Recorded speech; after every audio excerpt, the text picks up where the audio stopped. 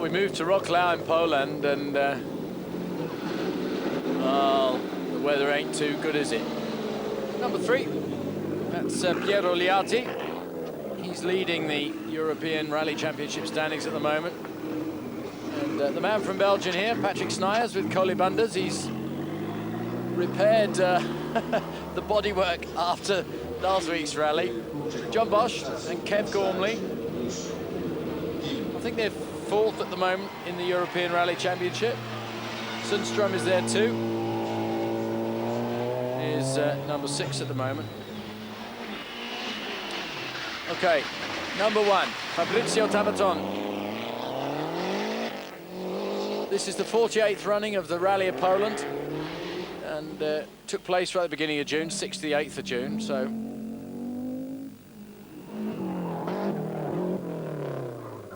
Piero Liatti going well at this stage.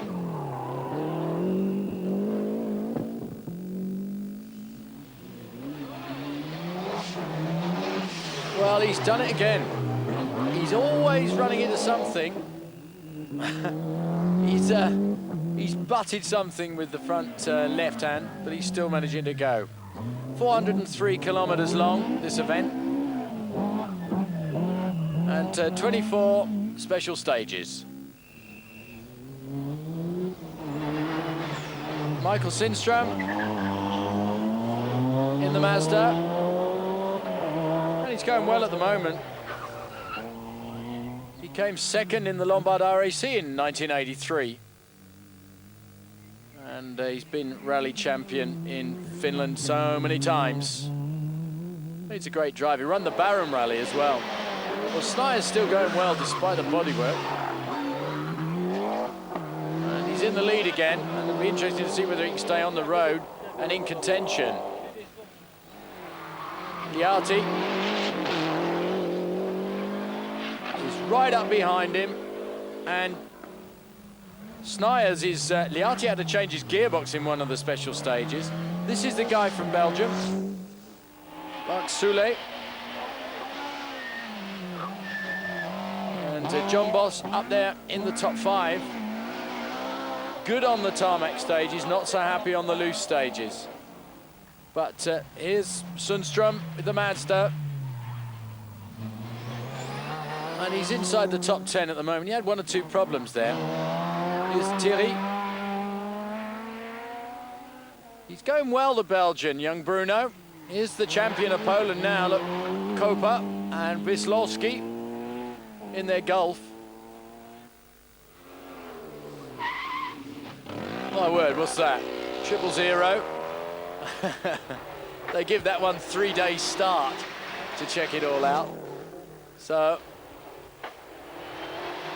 Piero Liatti has got the lead at the moment. And Snijers is just about 2 seconds down after 4 special stages. And he had trouble, didn't have time to change his tyres on 1 special stage, and that created a problem. Mark Soule, he's 8th overall at the moment. He's about 1 minute and 20 seconds down, which, here's John Bosch. He's 6th at this stage, but Liatti hammering hard.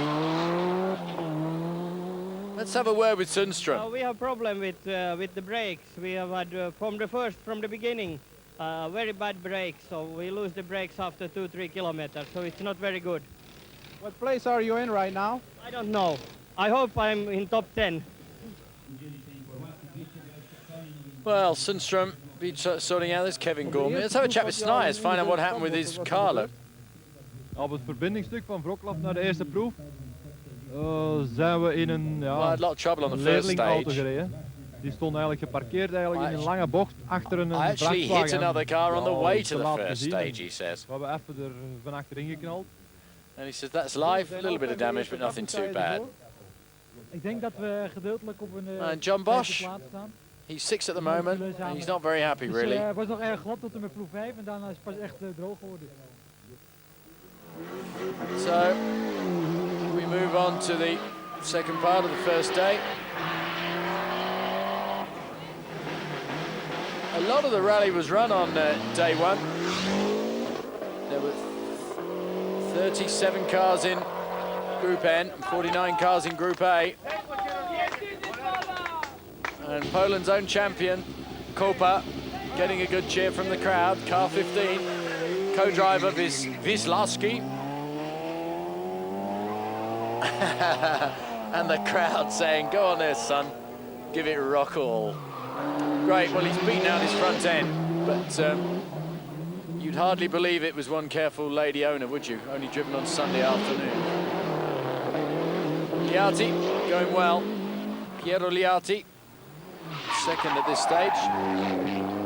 And number 9 is the man from Austria, who is currently, I think, the Group N leader at that stage. Tabaton had a lot of trouble with his suspension in the Polish rally, he really did. And Mark Soule is climbing up the leaderboard, but Tabaton not having a good run at all. Bosch and Kevin Gormley, and they're about 5 minutes down. And they actually had a problem avoiding a deer, actually, that jumped out in front of them at one stage. Bruno Thierry dropping back in this stage. Not happy at the moment. He's not having a good drive.